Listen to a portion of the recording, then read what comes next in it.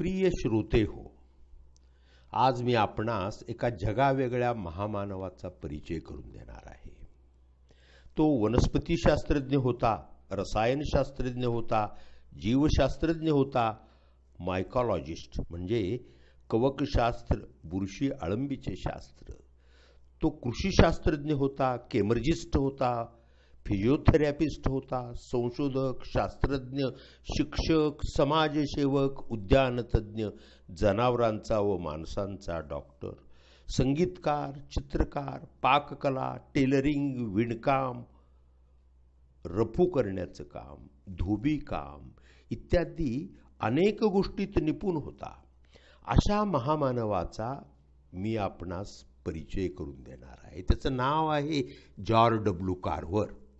अमेरिकेतील मिझुरी राज्यातील diamond गृहोपाड्यावर Moses Carver हा एक जर्मन शेतकरी आपली पत्नी सुझन हिच्यासह राहत होता. त्याच्या घरी मेरी नावाची गुलाम निग्रो स्त्री होती. ग्रँट या व्यक्तीकडून त्याने ती $700 विकत घेतली होती. वास्तविक मोझेस कार्व्हर यांना गुलामगिरी पसंत नव्हती. माणसं विकत घेणं त्यांना अमानुषपणाचं वाटे. पण शेतीवाडी बघताना आपल्या एकाकी पत्नीला मदतनीस व सोबत म्हणून कुणी असावं म्हणून त्यांनी मेरी विकत घेतली. तिला आपल्या घराजवळच्या गोट्या शेजारी एक लाकडी खोपटं बांधून दिलं होतं. तिचा नवरा दुसऱ्या मळेवाल्याकडे मजुरी करायचा.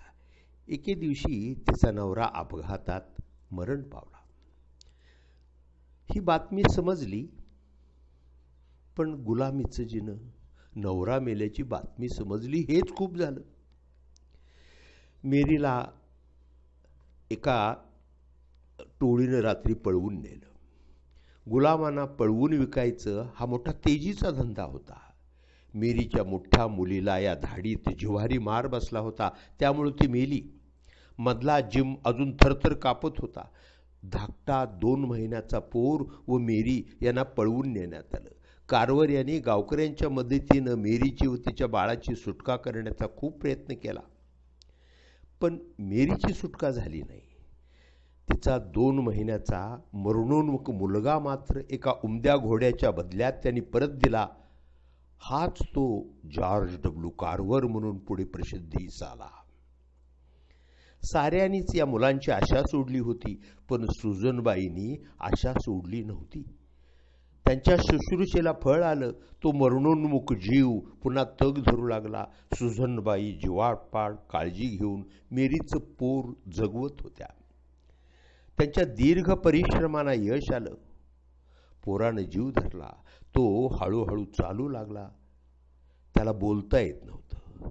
मेरीचं पुढं काय झालं हे कोणालाच कळलं नाही. सुजनबाईंच्या शुश्रूषेत, देखभालीत मोझेस बाबांचाही वाटा होता. मेरीला त्यांनी गुलाम म्हणून कधी वागवलं नाही. मेरीच्या या पोराबद्दल त्यांच्या मनात ममता होती. अमेरिकेतील यादवी संपली. गुलामगिरी कायद्यानं नष्ट करण्यात आली. डायमंड ग्रोव्ह व आजूबाजूच्या ओझार्क टेकड्या फळाफुलांनी बहरू लागल्या. या निसर्गात कार्व्हरचा हा अनाथ पोर सुखावत होता. तो आता 10 वर्षाचा झाला होता. मोझेस बाबांनी गुरांची, बागेची देखभाल करण्याचं काम त्याच्यावर सोपवलं. तोही ही कामे मोठ्या हौसेने करी. जवळच्या झाडीत जाऊन वेगवेगळ्या झाडांची रोपे आणून लावायची. बागेत निराळे ताटवे सजवायचे, वाफे तयार करायचे, बाग फुलवायची. हा खास त्याचा आवडीचा छंद. हा छोटा माळी आणि त्याची सुंदर बाग पाहून शेजारच्या मिलोरबाईंना आपलं आश्चर्य लपवता आलं नाही. मोझेस बाबांनीही या मुक्या मुलाच्या जगावेगळ्या छंदाचा अनेकदा प्रत्यय आला. झाडावरची बारीकशी कीड ही त्याच्या नजरेतून सुटत नसे. मोझेस बाबा त्याच्यावर खुश असत. एकदा त्याने पालापाचोळा, गवत, दोरा, सूत गोळा करून इतकं सुरेख आणि हुबेहूब घरटं बनवलं की सुजनबाईंना लोकांना शपथेवर सांगावे लागे, हे आमच्या मुक्या पोरानंच बनवलेलं आहे. तो झाडा झुडपांच्या संगतीत रमे. एखाद्या अंकुराचे, वाळवीचे निरीक्षण करीत राही. यातून त्याला अनेक गोष्टी कळत. झाडांची देखभाल कशी करावी, त्यांच्या आवडीनिवडी कशा ओळखाव्यात, हे सारं त्याच्याकडून शिकावं मोझेस बाबा कौतुकाने म्हणत. आजूबाजूचे लोक त्याला छोटा माळी म्हणत या छोट्या माळ्याला आपल्या बागेतल्या झाडांचं दवापाणी करायला अनेक ठिकाणाहून बोलावूनही. मग तो त्या बागेतील रोपांची जागा बदले, आळं भुसभुशीत करी, वरच्या फांद्या कापून टाकी. त्याचा हात एकदा बागेला लागला की बागेचा कायापालट होई. त्याचा थोरला भाऊ जिम धडधाकट असल्यामुळे तो मोझेस बाबाबरोबर शेतात कष्टाची कामे करी. हा दुबळा नाजूक असल्यामुळे सुजनबाई भोवती घोटाळत असे. त्याची चौकस नजर त्यांच्या हातचं कसब टिपत असे. त्यांचं चुली लिंपणं, लोकर पिंजणं, कातडी कमावणं, मेणबत्त्या बनवणं, मसाले तयार करणं, तसेच पाव, बिस्किट, पुडिंग तयार करणं, विणकाम करणं इत्यादी कामात तोही तरबेज झाला. या दोघा भावांना कारवर पती पत्नींनी कधीही निग्रो गुलाम म्हणून वागणूक दिली नाही.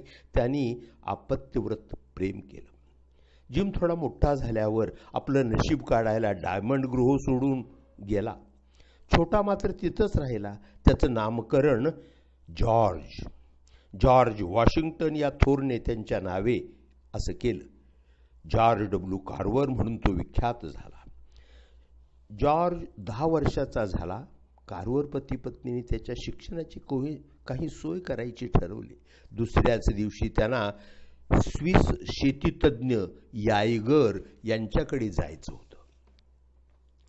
मोझेस बाबांना आपल्या शेतात द्राक्ष लागवड करायची होती. सकाळी उठून मोझेस बाबा जॉर्जसह खटाऱ्यात बसून निघाले. यायगर साहेबांची बाग पाहून जॉर्ज खुश झाला. बागेचा ताजेपणा, स्वच्छता, नीटनेटकेपणा पाहून त्याला वाटलं, स्वर्ग नंदनवन म्हणतात ते हेच तर नव्हे. यायगरनी जॉर्जला जवळ बोलावलं. दोघांची नजरानजर झाली आणि त्यांना अंतरीची खून पटली. वनस्पती, शेती यांचा खरा जाणकार जॉर्ज त्यांच्या पुढ्यात उभा होता. परत निघतेवेळी यायगरची जॉर्जसाठी एक सुंदर छानसं पुस्तक दिलं आणि म्हणाले, बऱ्याच जणांना न समजलेल्या गोष्टी तुला समजल्या आहेत. तू लिहाय वाचायला शिकशील तेव्हा हे पुस्तक वाच. घरी आल्यावर मोझेस बाबाने यायगरकडून मिळालेली माहिती, निओशेत निग्रोंच्या शाळेची सोय होते हे सांगितले आणि आठवड्याभरातच जॉर्ज निओशेच्या रस्त्याला लागला. मात्र यावेळी तो एकटाच पायी निघाला होता. मोझेस बाबांना त्याची सोय लावून द्यायला सोबत यायचं होतं, पण अचानक त्यांचं एक वासरू आजारी पडलं. त्यामुळे ते जॉर्ज बरोबर जाऊ शकले नाहीत.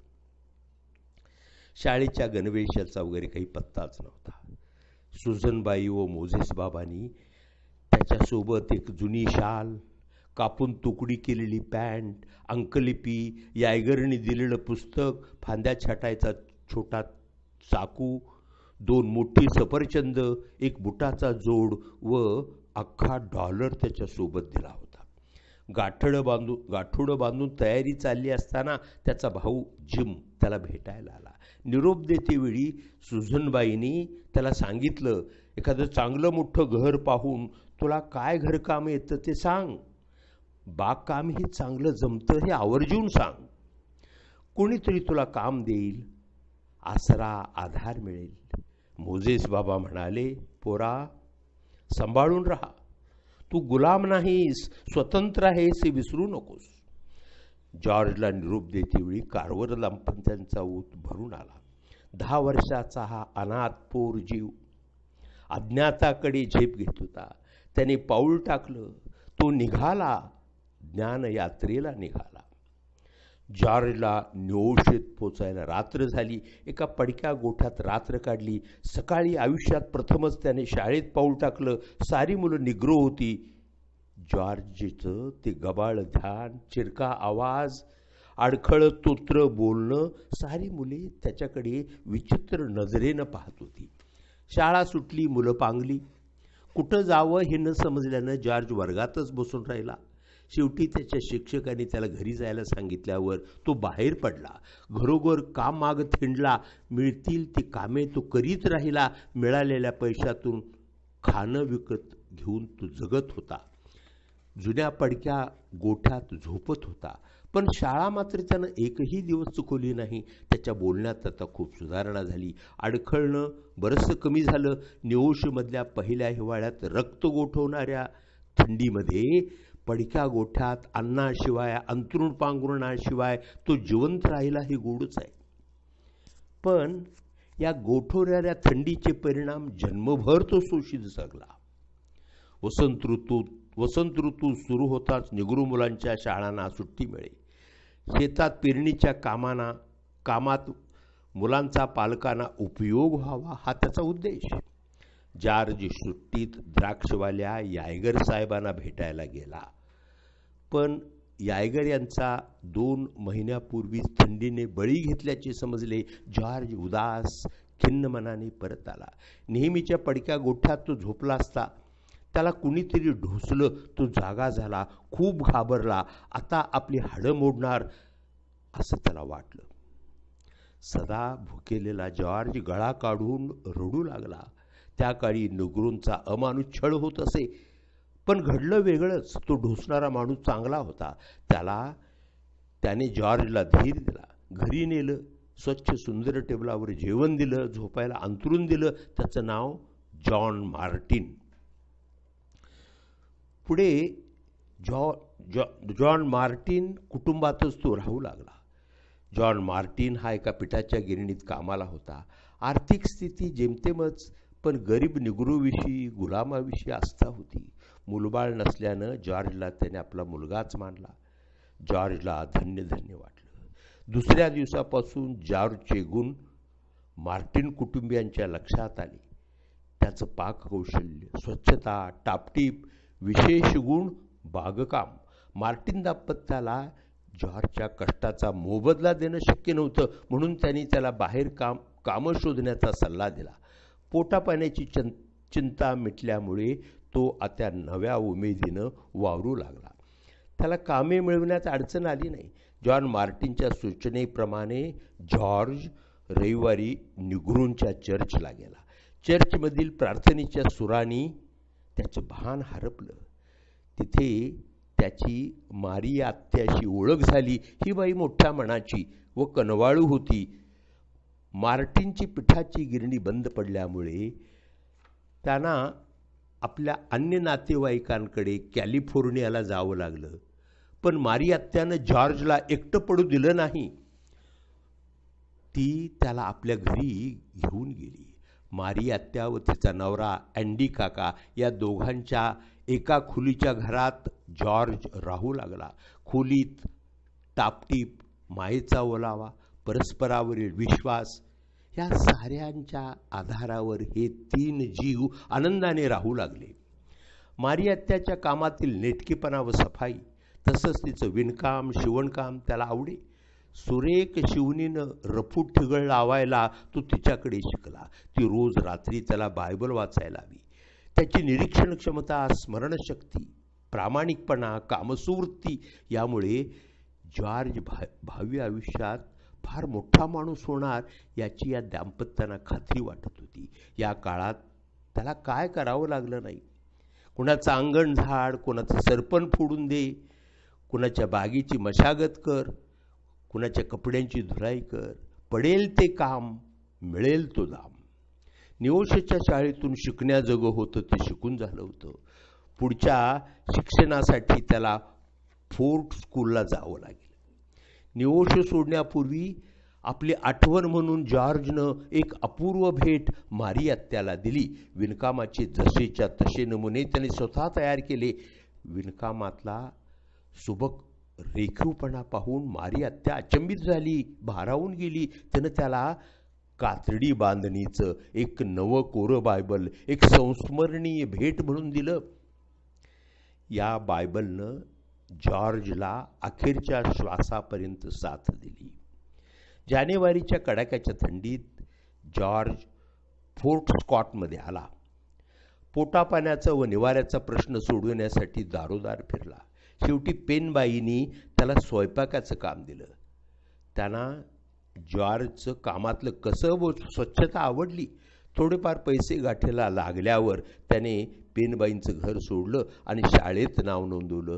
कामधंदा करून पैसे मिळवायचे व शिकायचं. वाढत्या ज्ञान लालसेनं तो पडतील ती कामे करून शिकत होता. वाइल्डर हाऊस हे फोर्ट स्कॉटमधलं एक हॉटेल कायम गजबजलेलं असे. तिथे जॉर्जनं धुलाई केंद्र सुरू केलं. हे केंद्र चांगलं चाललं, त्यामुळे जॉर्जच्या पोटापाण्याचा प्रश्न सुटला. यावेळी त्याचं वय होतं 13 वर्षाचं. धुलाई केंद्रामुळे त्याच्या ओळखीपाळखी वाढल्या, बुजरीपणा कमी झाला. मधूनच केव्हा तरी त्याला डायमंड ग्रोव्ह, कारभार दाम्पत्यांची, मारी आत्या, अंडी काकांची आठवण होई. तो बेचैन होई.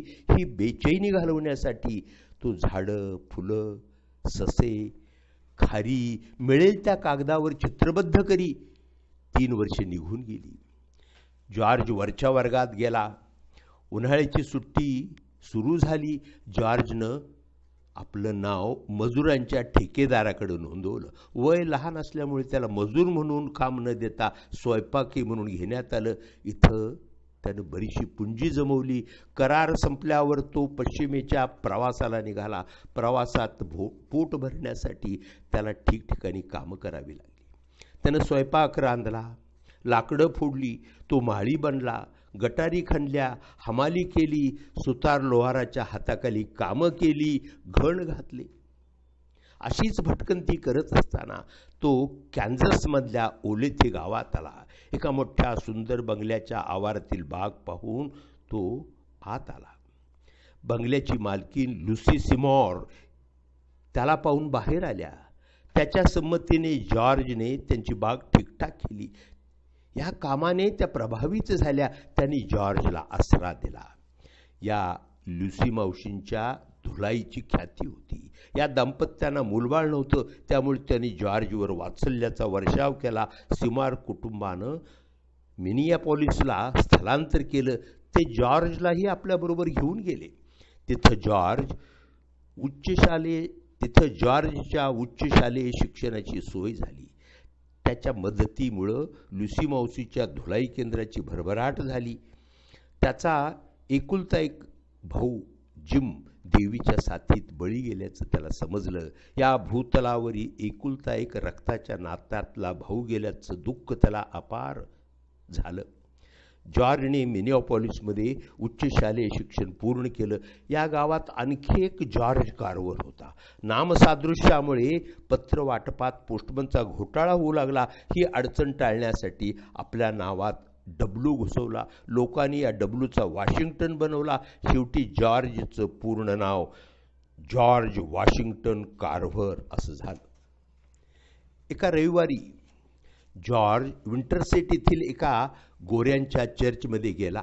मागच्या बाकावर बसून स्तवनं म्हणायला सुरुवात केली. कार्व्हर कुटुंबातील प्रार्थना त्याला आठवली. तो तल्लीन झाला. त्याने सूर लावला. सगळेजण चमकून त्याच्याकडे पाहू लागले. त्यामुळे तो लाजला, गप्प बसला. त्याच्या शेजारी बसलेल्या बाईनं त्याला थोपटलं आणि म्हणाल्या, म्हण म्हण, तुला देवानं चांगली सुरांची देणगी दिलेली आहे, तू गोड गातोस. त्या बाईंचं नाव होतं सौ मिलहॉलंड. या बाईंनी त्याच्यातलं संगीत आणि चित्रकला जागी केली. त्याला पियानो वाजवायला शिकवलं. जॉर्जने त्यांच्या घरापुढे सुंदर बाग करून दिली. या दाम्पत्यानं त्याला सौहार्दपूर्ण, प्रेमळ, कौटुंबिक सुख दिलं. सौ मिलहॉलंडनी आपला भाचा डॅन ब्राऊन याच्या मदतीनं जॉर्जला सिम्सन कॉलेजात प्रवेश मिळवून दिला. मिलहॉलंड कुटुंबाला सोडून 30 मैल चालून एका पहाटे तो सिम्सन कॉलेजच्या दाराशी पोचला. सोबत होती दारिद्र्यानं गच्च भरलेली झोळी आणि प्रखर ज्ञानपिपासा. कोणतीच अडचण न येता त्याला कॉलेजमध्ये प्रवेश मिळाला. कॉलेजातल्या वसतिगृहात त्याची राहण्याची सोय झाली. आता प्रश्न होता तो पोटा पाण्याचा. सुरुवातीला छोटी मोठी कामे करून तो गुजराण करी. काटकसरीने राहून त्याने धुलाई केंद्रास लागणारी अवजार खरेदी केली व स्वतंत्र व्यवसाय सुरू केला. ही धुलाईची टपरी लोकप्रिय झाली. जॉर्जचं बस्तान बसलं. हे सगळं जुळून येईपर्यंत सोसाव्या लागणाऱ्या हाल अपेष्टांचं काय वर्णन करावं. एक प्रतिभाशाली बुद्धिमान विद्यार्थी म्हणून तो लोकप्रिय झाला. कला विभागाच्या प्रमुख श्रीमती बड यांच्या हाताखाली जॉर्जनं चित्रकलेच्या अभ्यासाला सुरुवात केली. 3 वर्षाचे शिक्षण पूर्ण केलं.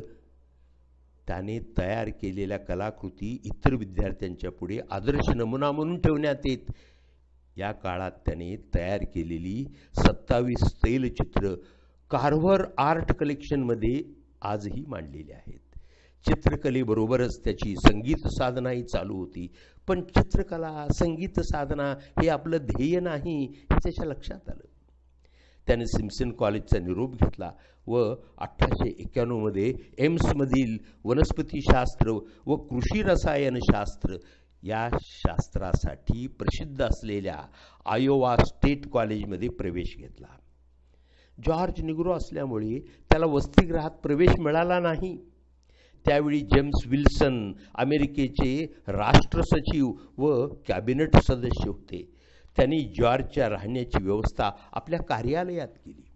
जॉर्ज कृष्णवर्णीय असल्यामुळे त्या वसतिगृहात सर्वांसोबत जेवण घेता येत नव्हतं. त्याच्या जेवणाची सोय तळघरातल्या भटारखान्यात करण्यात आली. दुःखी मनानं ही व्यवस्था त्याला मान्य करावीच लागली. ही कुणकुण बड यांना लागली. तिने जॉर्जच्या खानावळ प्रकरणात लक्ष घातलं व जॉर्जला न्याय मिळवून दिला. गाण्याची आणि चित्रकलेची आंतरिक ओढ त्याला अनेकदा अस्वस्थ करी.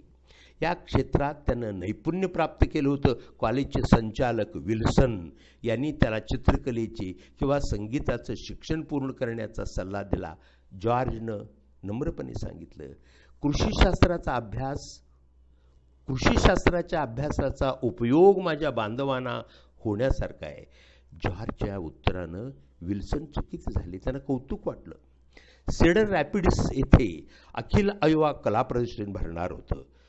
प्राध्यापक बड यांनी जॉर्जची चित्र प्रदर्शनात मांडण्याचं ठरवलं व या प्रदर्शनासाठी त्यालाच पाठवण्याचा निर्णय सर्वांनी घेतला.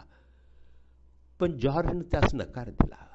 माझी तेवढी ऐपत नाही, मी पदरमोड करू शकणार नाही, या शब्दात त्यांनी आपली असमर्थता प्रगट केली. अर्थात सर्वांना, विद्यार्थी मित्र, प्राध्यापक बड, प्राध्यापक विल्सन या सर्वांना हे माहीत होते. म्हणून त्यांनी पैशाची जमवाजमव केली होती. जॉर्जच्या पोशाखाचाही प्रश्न होताच. आता प्रदर्शनाच्या ठिकाणी तो या फाटक्या गबाळ्या पोशाखात जाणे त्याला योग्य वाटले नाही. म्हणून सर्वांनी जबरदस्तीने त्याला बाहेर काढलं, बग्गीत बसवलं व त्याच्या विरोधाला न जुमानता एका कापड दुकानापाशी उतरवलं. साऱ्यांनी उचलून त्याला दुकानात नेलं. दुकानदाराला पूर्वसूचना होतीच. त्यानं जॉर्जच्या मापाचा सुंदर करड्या रंगाचा सूट आणला. त्याच्या विरोधाला भीक न घालता काहीजण त्याच्या अंगावर सूट चढवण्यात गर्क होते, तर काहीजण दुकानाच्या बाहेर गाणी म्हणत होते. सुटाला साजेसा शर्ट, टाय, हातमोजे, बूट इत्यादी जामानिमा निवडला गेला. सगळ्यांनी टाळ्या वाजवल्या व पुन्हा ही मिरवणूक गाण्याच्या जल्लोषात कॉलेजच्या गेटपाशी आली. दाराशी प्राध्यापक बड व प्राध्यापक विल्सन स्वागतासाठी हजरच होते. म्हणजे हेही या कटकारस्थानात सामील होते. तर प्राध्यापक विल्सन यांनी, तुला आज प्रदर्शनासाठी सीडर रॅपिड्सला जायचे आहे. सर्वांनी वर्गणी काढून रक्कम उभी केली आहे. खर्चाचा भार तुझ्यावर नाही हे सांगितलं. जॉर्जचे डोळे भरून आले. अश्रूंचा बांध फुटला. त्याच्या 4ही चित्रांना पारितोषिक मिळाली. सर्व वर्तमानपत्रांनी त्याची दखल घेतली. 1884 साली जॉर्जला आयोवा स्टेट कॉलेजमधून विज्ञान शाखेची पदवी मिळाली. लगेचच त्याची वनस्पतीशास्त्राचा प्राध्यापक म्हणून नेमणूक झाली व तेथील त्याच्या लाडक्या उद्यानाचा ताबाही मिळाला. एवढी मोठी मानाची ही घटना. प्राध्यापक वालेस यांच्या मार्गदर्शनाखाली जॉर्जचं संशोधन सुरू झालं. पदव्युत्तर अभ्यासक्रमासाठी जॉर्जनं मायकॉलॉजी म्हणजे कवकशास्त्र, बुरशी अळंबीचं शास्त्र हा विषय निवडला. मायकॉलॉजीच्या अभ्यासासाठी त्याने 20,000 नमुने गोळा केले. प्राध्यापक पामेल सारख्या विख्यात प्राध्यापकाच्या हाताखाली त्याचा अभ्यास सुरू झाला. त्याचा लौकिक वाढला. त्यानं सारं आयोवा राज्य पिंजून काढलं. बागायती, अळंबीची वाढ इत्यादी विषयावर व्याख्यानं दिली. व्याख्यानातून त्याने शेतकऱ्यांना वनस्पतीवरील संभाव्य रोग व प्रतिबंधात्मक उपायांची माहिती दिली. 1896 साली त्याला ॲग्रिकल्चरल व बॅक्टेरियल बॉटनी या विषयाची उच्च पदवी MS मिळाली. सन 1865 निग्रोंना स्वातंत्र्य मिळालं. अमेरिकेतील गुलामगिरी नष्ट झाली, पण 250 वर्षे गुलामीत घालवलेल्या या 40 लाख निग्रोंना स्वातंत्र्याचा उपभोग घेण्याची क्षमता एकाएकी कशी येणार? मिळालेल्या स्वातंत्र्यानं त्यांच्यापुढे अनेक गंभीर समस्या उभ्या केल्या होत्या. ना अन्न, ना वस्त्र, ना निवारा. प्रत्येक निग्रो विकला गेलेला, त्यामुळे कुटुंब व्यवस्था नाही. निग्रो स्त्री म्हणजे गोऱ्यांची मालमत्ता. कसलाच ठाव ठिकाणा नसलेला हा समाज रस्त्यावर आला. निग्रोंचा दर्जा कनिष्ठच मानणाऱ्या गौरवर्णीयांच्या मानसिकतेत बदल झाला नाही. काही सुजान गोऱ्यांना निग्रोंची दुःखद स्थिती जाणवली. त्यांनी निग्रोंना स्वावलंबी बनवण्यासाठी शिक्षण संस्था सुरू केल्या. जनरल आर्मस्ट्रॉंग यांनी व्हर्जिनियात धंदे शिक्षण संस्था सुरू केली व या संस्थेत अनेक शिक्षक तयार झाले. दक्षिणेतील अलाबामाच्या राज्यातील टस्कगी खेड्यातून जनरल आर्मस्ट्रॉंग यांना एक पत्र आलं, आम्ही निग्रोसाठी शाळा उघडत आहोत, एक गोरा शिक्षक पाठवा. जनरल आर्मस्ट्रॉंग यांनी उत्तर दिलं, गोरा नाही पण काळा शिक्षक पाठवत आहे. त्याचं नाव बुकर टी वॉशिंग्टन. 4 जुलै 1881 रोजी त्यांनी या 2000 वस्तीच्या खेड्यात ज्ञानदीप प्रज्वलित केला. Tuskegee normal and industrial institute for Negroes ही संस्था सुरू केली. एक पडकं जुनाट चर्च आणि 30 काळे 14 ते 60 या वयोगटातील विद्यार्थी बुकर टी वॉशिंग्टन यांच्या शाळेचे हे प्राथमिक रूप. अनेक आव्हानं होती. निग्रोला पूर्व इतिहासाचं पाठबळ नाही. पूर्वजांचा धागा आईच्या मागे पोचत नाही. त्यांना घराने मिळालं पाहिजे, कुटुंब मिळालं पाहिजे. आमच्याकडून त्यांना ज्ञानाचा वारसा मिळाला असं अभिमानानं सांगता यावं, ही सर्व जबाबदारी आमच्यासारख्या पदवीधरांचा आहे. राजकारणाचा मोह टाकून मी टस्कगीत दाखल झालो तर यासाठी, असं बुकर टी वॉशिंग्टन म्हणत. आत्मोद्धारासाठी कष्ट करण्यात प्रतिष्ठा आहे हे विद्यार्थ्यांच्या मनात बिंबवण्यासाठी त्यांनी स्वतः हातात फावडं कुदळ घेतली. मुळाक्षराबरोबर धंदे शिक्षण दिलं. सुतारकाम, कुंभारकाम, गाद्या तयार करणं, चपला शिवणं, विटा भाजणं इत्यादी कामात आपल्या विद्यार्थ्यांना तयार केलं. विद्यार्थ्यांनी तयार केलेल्या विटातून त्यांनी शाळेची भव्य इमारत उभी केली. शाळेत तयार केलेला माल विक्रीसाठी बाहेर जाऊ लागला. श्रम, शारीरिक कष्ट ही एकच गोष्ट निग्रोकडे विकण्यासाठी होती. त्याच्याच आधारावर आपले अस्तित्व टिकवून प्रगती साधायची होती. दिवसभर काम करून रात्रीच्या शाळेत शिकण्याची सोयही करण्यात आली.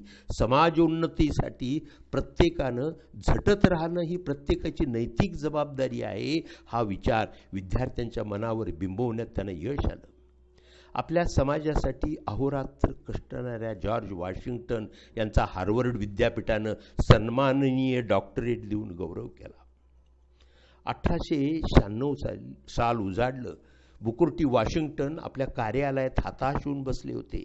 अलाबामाची जमीनच इतकी निकृष्ट की कुठलंच पीक इथं येत नाही. दुभत्या जनावरांना चारा नाही, लोकांना खायला अन्नधान्य नाही. मुलांना शाळेत कशाच्या जोरावर पाठवायचं? शास्त्रशुद्ध पद्धतीने ही परिस्थिती हाताळू शकणारा एक समर्थ मदतनीस त्यांना हवा होता. वॉशिंग्टनने विचार करीत असताना त्यांना एकाएकी कार्व्हर यांचं नाव आठवलं. हा कृषीतज्ञच काहीतरी करू शकेल. त्यांनी धाडस करून जॉर्ज कार्व्हरला एक पत्र लिहिलं. अलाबामातील निसत्व भूमी व अनंत अडचणीचा पाढा वाचला व मदतीसाठी हाक दिली. मी तुम्हाला पैसा, उच्च पद, कीर्ती याचा आमिष दाखवू शकत नाही. उलट त्याच्याकडे पाठ फिरवून दारिद्र्यानं गांजलेल्या माझ्या बांधवांना सुजान, सुखी मानव बनवण्याची कामगिरी सोपवत आहे, असं लिहिलं. डॉक्टर वॉशिंग्टन यांच्या महान कार्याची कार्व्हरना माहिती होती. त्यांनी ताबडतोब मी येतो असं लिहून कळवलं. मोठ्या जड अंतकरणाने त्याने आयोवा कॉलेजचा निरोप घेतला व उदात्त ध्येयाकडे, उदात्त जीवित कार्य पाडण्यासाठी त्यांनी टस्कगीची वाट धरली.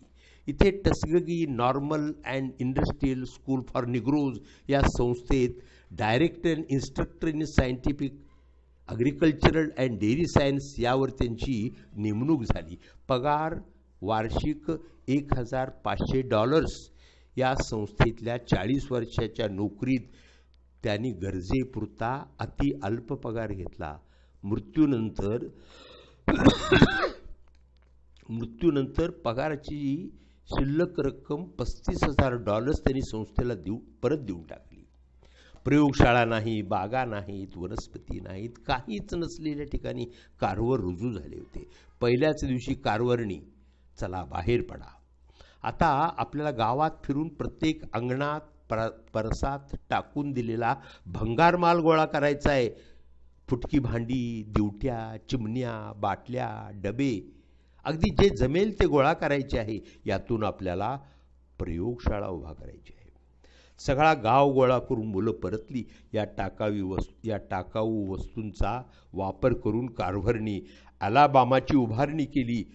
त्यांचा संग्रह आणि त्यांची प्रयोगशाळा आजही जतन करून ठेवण्यात आलेली आहे. केवळ महागडी व अत्याधुनिक साधनं वापरून यश मिळवता येत नाही, हे सर्व विद्यार्थ्यांच्या अनुभवास आलं नव्हे. तोही एक त्याचा उद्देश होता. त्यांना चाचणी प्रयोगासाठी देण्यात आलेल्या 20 एकर जमिनीची मशागत करण्यासाठी कारवरनी स्वतः नांगर धरला. हा दिव्य सोहळा पाहण्यासाठी सर्व गावकरी जमले. त्यांनी आजपर्यंत कुदळीनं जमीन कसली होती. घोड्याचा नांगर व नांगर धरणारा प्राध्यापक दोन्ही अतिनवलाचे. नांगरून झाल्यावर केर कचरा, शेण, सांडपाण्याचा चिखल, पालापाचोळा शेतात पसरला. पुन्हा एकदा खोल नांगरट करण्यात आली आणि चवळी पेरली. आपण चवळी का पेरली याचं स्पष्टीकरण त्याने दिलं. ते म्हणाले की कापूस जमिनीतील नत्र मोठ्या प्रमाणात शोषून घेतो व कडधान्ये हवेतील नत्र जमिनीला पुरवतात. नंतर घेतल्या जाणाऱ्या पिकांना त्याचा फायदा होतो.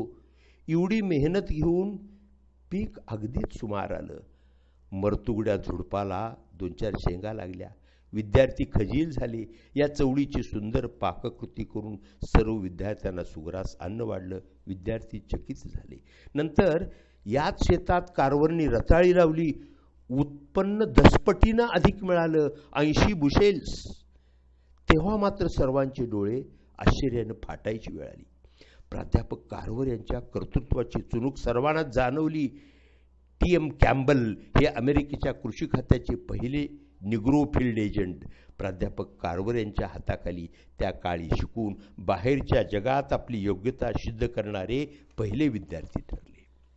एकदा वॉशिंग्टन यांनी कारवर यांच्या सांगण्यावरून एक खत कारखान्याकडे फॉस्फेट एक खत मदत म्हणून पाठवण्याची विनंती केली. त्यांनी कळवलं की दक्षिणेतील जमिनीवर खत वापरून शास्त्रीय संशोधन करू शकेल असा डॉक्टर कारवर हा एकच कृषीतज्ञ आहे. डॉक्टर वॉशिंग्टन यांनी उलटतपाली त्यांना कळवलं की तो भला कृषीतज्ञ आमच्या संस्थेत रुजू आहे. हे वाचून त्यांनी 3 वर्षे पुरेल एवढा खतसाठा पाठवून दिला. नंतर मात्र कारवर यांनी रासायनिक खताची मदत कधी घेतली नाही. कंपोस्ट खत तयार त्यांनी करायला सुरुवात केली आणि बाकीच्या शेतकऱ्यांनीही त्याचं अनुकरण केलं. या सर्वांचा परिणाम पिके जोमाने वाढण्यात झाला. रताळ्यानंतर त्यांनी कपास लावली. कपाशीचं भरघोस पीक पाहायला सारी पंचक्रोशी लोटली. विक्रमी पीक, एकरी 500 पौंड. या प्रदेशात एवढं वारेमाप पीक कधी आलंच नव्हतं. कारवर यांनी वारंवार पिकं का बदलायची असतात हे समजावून दिलं. पिकं बदलल्यामुळे जमिनीला आवश्यक तो विसावा मिळतो, ती कसदार होते, उत्पन्नात वाढ होते. शेतकऱ्याशी सल्लामसलत करणे, त्यांच्या अडचणी व त्यावरील उपाय समजवून सांगणं, यासाठी मेकन काउंटी व पुढे शेतकरी संघटना निर्माण झाली. दर महिन्याच्या 3ऱ्या गुरुवारी शाळेत सर्व शेतकरी एकत्र जमू लागले. कारवर त्यांना सोप्या भाषेत शास्त्रीय माहिती देत. त्याचा फायदा शेतकऱ्यांना होऊ लागला. कृषी उत्पन्न वाढवू लागले. शेतकऱ्यांना हुरूप आला. कापूस वेचणीनंतर उरणाऱ्या बुंद्या फांद्याच्या तंतूपासून कागद, दोरखंड, घोंगड्या बनवल्या. ओकारा या भेंडीसारख्या टाकाऊ ठरलेल्या वनस्पतीच्या तंतूपासून त्यांनी रग्ज घोंगड्या बनवल्या. टोमॅटो हे विषारी फळ आहे अशी शेतकऱ्यांची समजूत होती, ती दूर करून टोमॅटोचे अनेक पदार्थ त्यांनी तयार करून दाखवले. अलाबामात सापडणाऱ्या चिनीमातीपासून सुरेख भांडी बनवली. या साऱ्यांचं त्यांनी प्रदर्शन सुरू केलं. सुरुवातीला हे प्रदर्शन छोट्या खटाऱ्यातून पुढे प्रदर्शनाची व्याप्ती वाढली.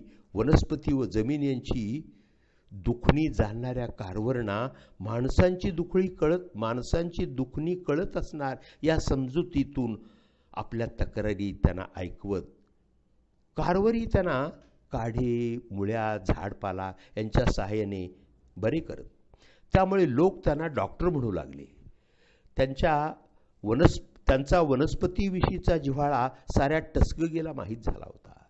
त्यांना माहीत नाही किंवा ते ओळखू शकणार नाहीत अशी एकही वनस्पती या भूतलावर नाही अशी गावकऱ्यांची खात्री होती. प्राध्यापक कारवर पहाटे 4ला लांबवर फिरायला जात. या प्रभात फेरीत त्यांनी अनेक मौल्यवान झाडांचा, वनस्पतींचा शोध लावला. एकदा विचारमग्न कारवरना चिखलाचं डबकं दिसलं नाही. त्यांचा पाय घसरला. कपड्यावर चिखलाचे शिंतोडे उडाले. आपल्या हात रुमालाने ते शिंतोडे साफ करू लागले. चिखल निघाला पण डाग जायला तयार नाहीत. कपडे व रुमाल रंगून गेला. त्यांनी रुमाल लक्षपूर्वक तपासला आणि त्यांना अचानक साक्षात्कार झाला. निसर्ग देवतेनं त्यांच्या पुढे रहस्य उकलून ठेवलं होतं. घाईघाईनं ते प्रयोगशाळेत आले. संशोधनांती त्या मातीतून त्यांना गडद निळा रंग मिळवण्यात यश आलं. रंगद्रव्याची बारीक पूड, तेल, पाणी यांच्या मिश्रणानं त्यांनी पक्के रंग बनवले. हे रंग लाकूड, कॅनव्हास इत्यादीवर फासून त्याची परीक्षा त्यांनी केली. खात्री पटल्यावर त्यांनी एक जुनं चर्च या रंगात रंगवून दाखवलं. हा शाही निळा, रॉयल ब्ल्यू, नेहमीच्या रंगापेक्षा 70 पटीनं अधिक गडद, ऊन, वारा, पाऊस यांना दाद न देणारा, गोरगरिबांना परवडणारा. डॉक्टर कारवर यांच्या अविश्रांत संशोधनातून या रंगाचा शोध लागला. अनेक रंग उत्पादकांनी त्यांना प्रलोभनं दिली, पण कारवर यांनी याचं पेटंट न घेता हा रंग सर्वांना खुला केला. डॉक्टर कारवर यांच्या कृषी विभागाचा व्याप वाढत होता. त्यामुळे पैसा अपुरा पडत होता. डॉक्टर वॉशिंग्टन तर किती धडपड करणार, म्हणून कारवर यांनी वाद्यवृंद तयार करून त्याच्या कार्यक्रमाद्वारे पैसे उभा करण्याचा निर्णय घेतला. डॉक्टर कारवर स्वतः संगीतकार होते. ते उत्तम पियानो वाजवत. त्यांचा दौरा यशस्वी झाला. आपल्या वाद्यवृंदांच्या कार्यक्रमातून ते आवश्यक निधी जमवू शकले. या दौऱ्याच्या निमित्तानं त्यांनी खरी दक्षिण अमेरिका पाहिली. आपले दलित निग्रो बांधव, त्यांचं दारिद्र्य, अज्ञान, त्यांची होत असलेली उपेक्षा हे सारं त्यांनी उघड्या डोळ्यांनी पाहिलं. निग्रोना दुय्यम मानव म्हटलं जाईल. अजूनही त्यांना सार्वजनिक ठिकाणी, वाहनात, भागात मज्जा होता. रस्त्यावरून जाणाऱ्या गोऱ्याला ओलांडणं, आडवं जाणं या गुन्ह्याबद्दल चाबकाची शिक्षा होती. अजूनही श्रीमती, श्रीयुत आपल्या नावापुढे त्यांना लावता येत नव्हतं.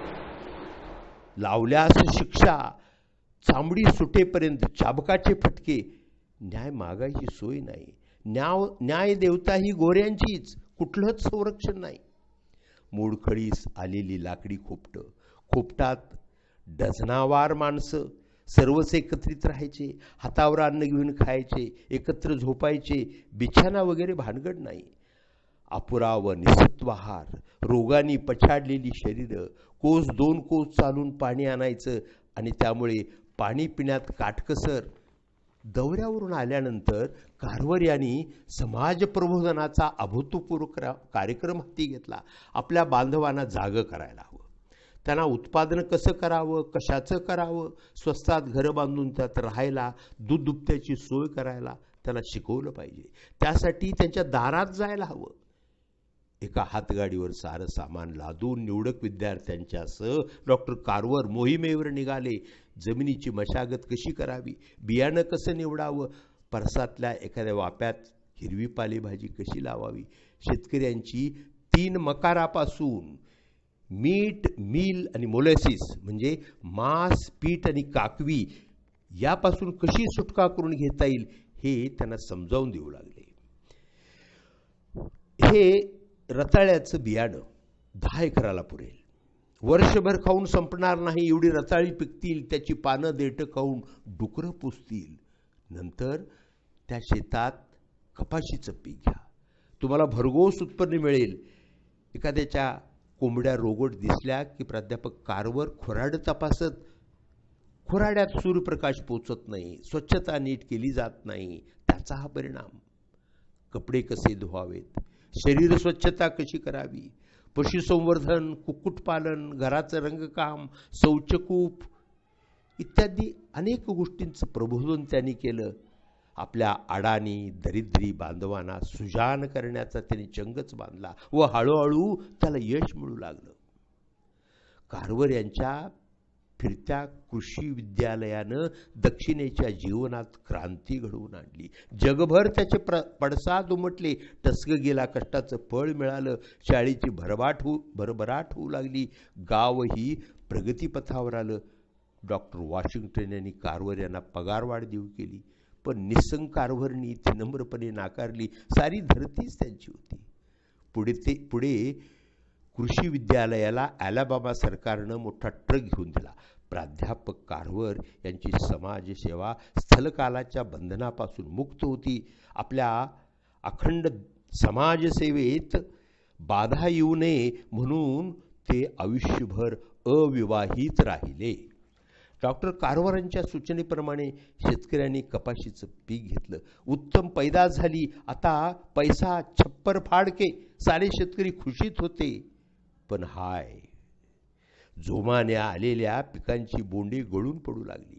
शेतकरी हवालदिल झाले. सर्वत्र आक्रोश दाटला.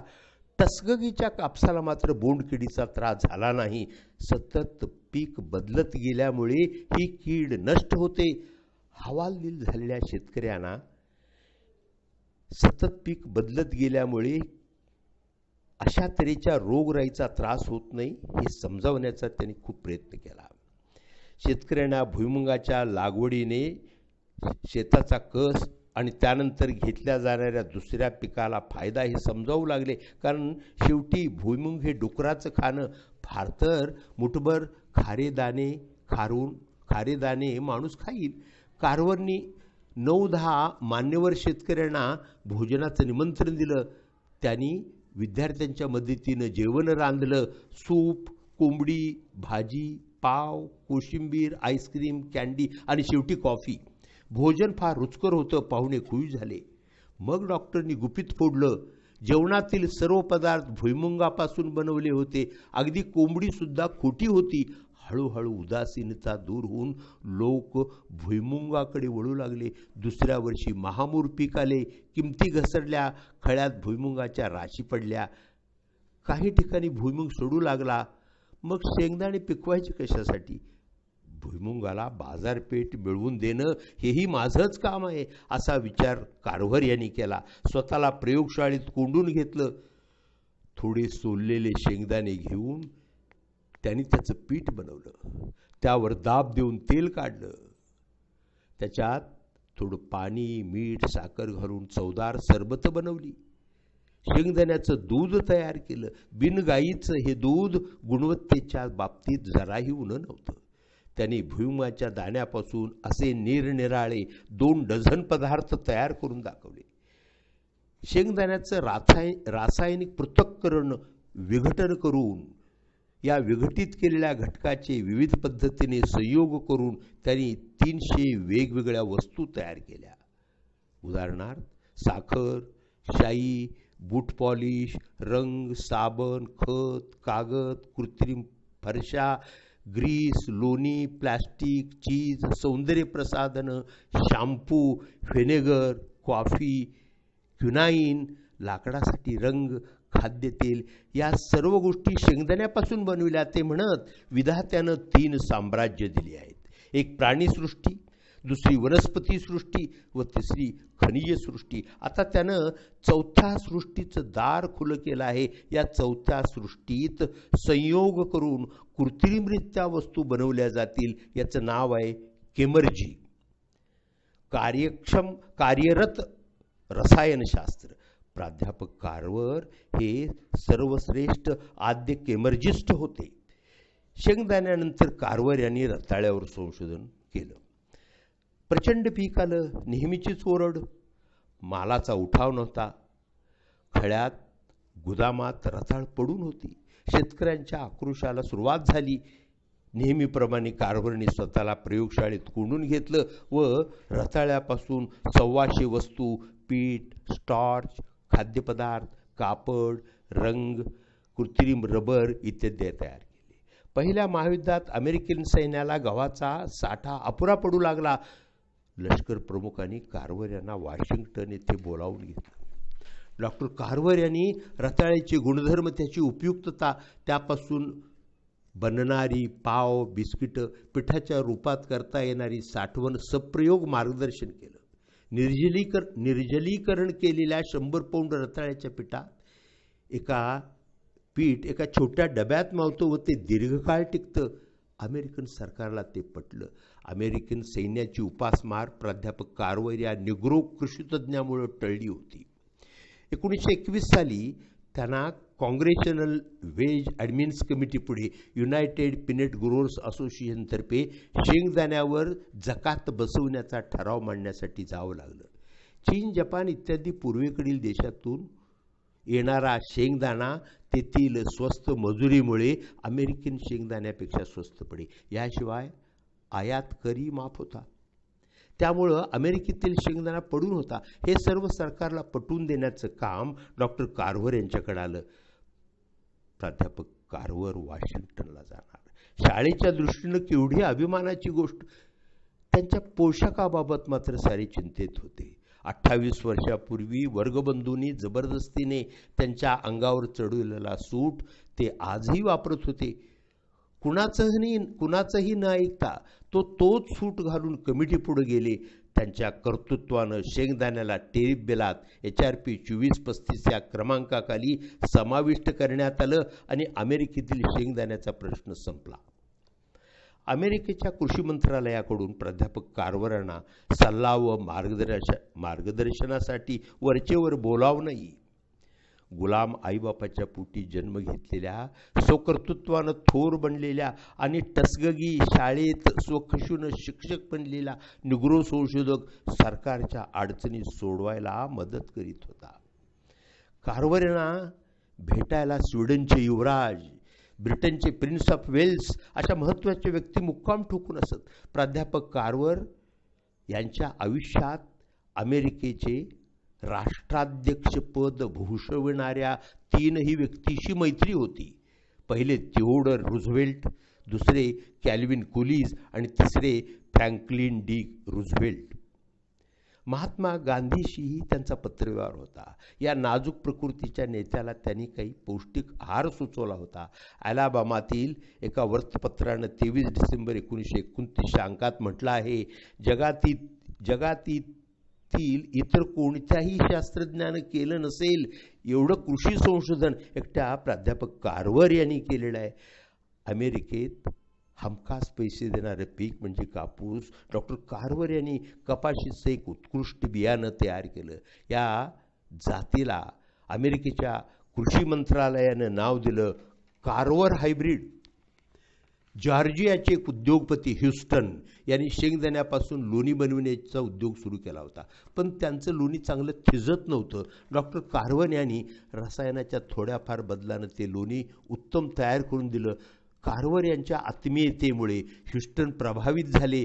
त्याने एक उत्तम प्रतीची भारी शाल, एक भारी ब्लँकेट त्यांना भेट म्हणून दिलं. हे ब्लँकेट एकदा ट्रंकेच्या तळाशी जे जाऊन पडलं ते पुन्हा कोणाला दिसलंच नाही.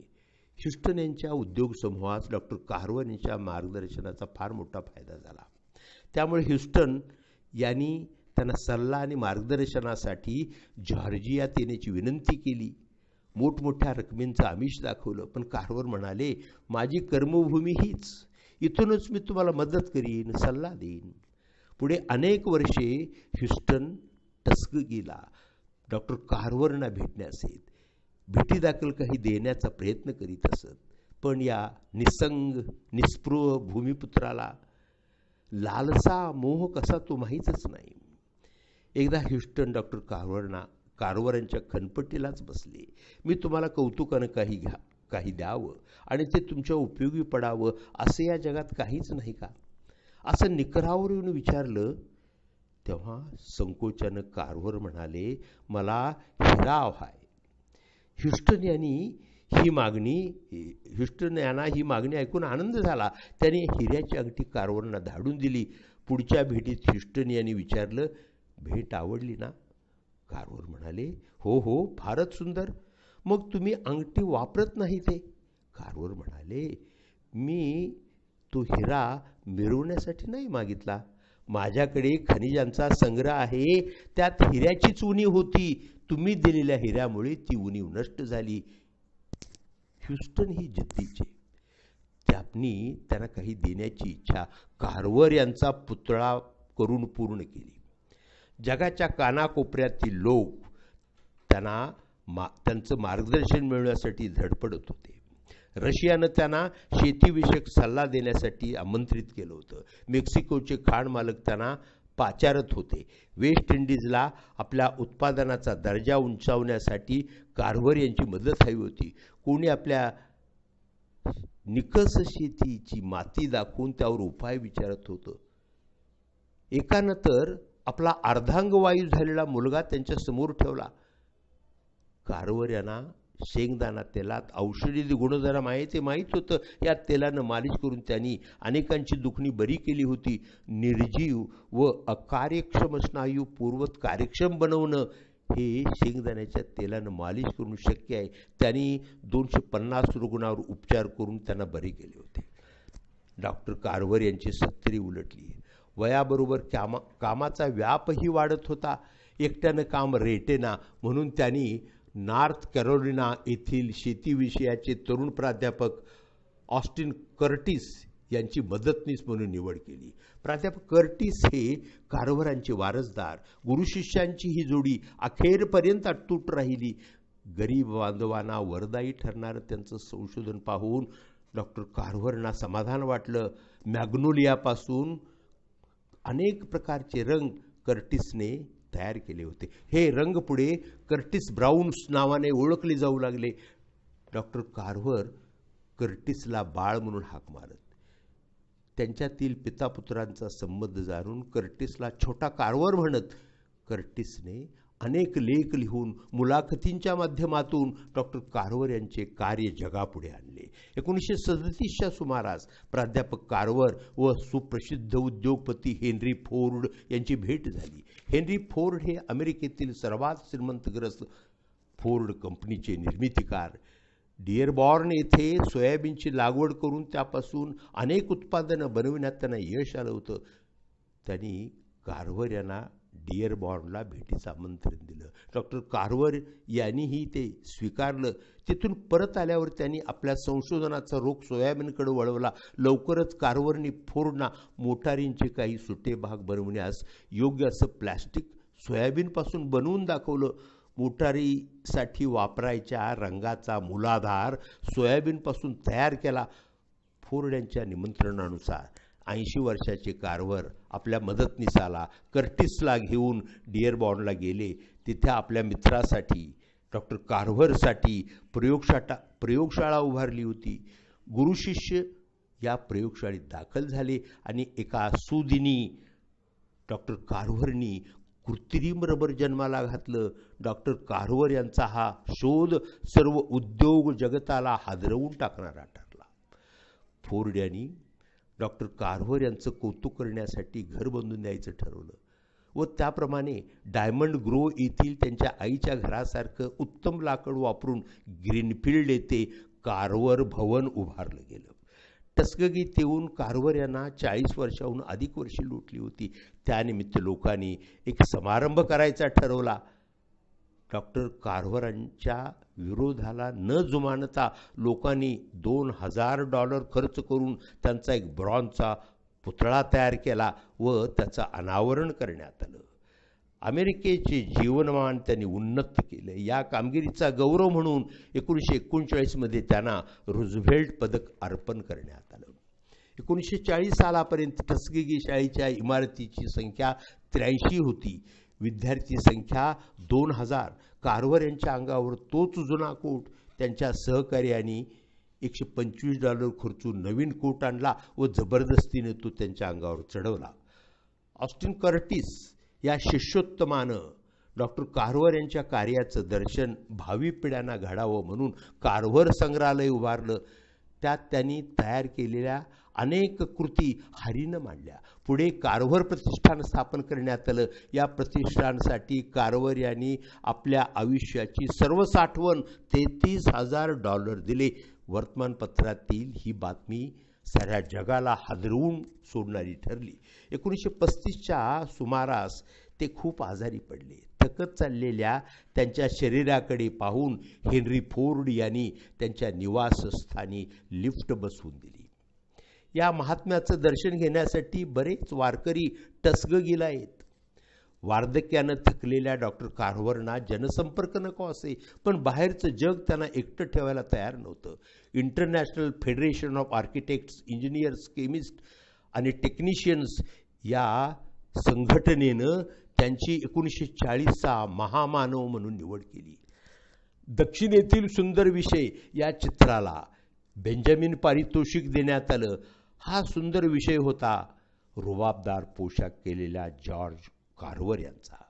कारवर यांच्या आयुष्यावर चित्रीकरण करण्यासाठी चित्रपट निर्मात्यांची धावपळ सुरू होती. डायमंड ग्रोव्ह येथे मोझेस कारवरच्या घरामागचं ते लाकडी खोपटं जिथे कारवर यांचा जन्म झाला होता ते राष्ट्रीय स्मारक म्हणून जाहीर करण्यात आलं.